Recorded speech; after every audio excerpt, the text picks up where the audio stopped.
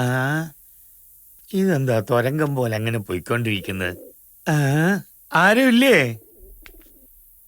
ആരുമില്ലേന്ന്? ഇവരിത് എവിടെ പോയിരിക്ക? ഞാനാ കട്ടപ്പനാ.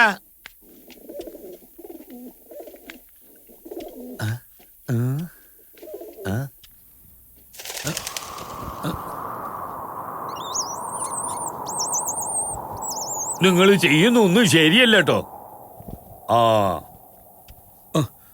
ഞാൻ നിങ്ങൾക്ക് വേണ്ടി എന്തൊക്കെ ചെയ്തിട്ടുണ്ടോന്നറിയോ? ഇപ്പൊ ഞാൻ നിങ്ങളുടെ വീട്ടിനകത്ത് വന്നിട്ടുണ്ട്, നിങ്ങൾ വരുന്നുമില്ല, സംസാരിക്കുന്നുമില്ല.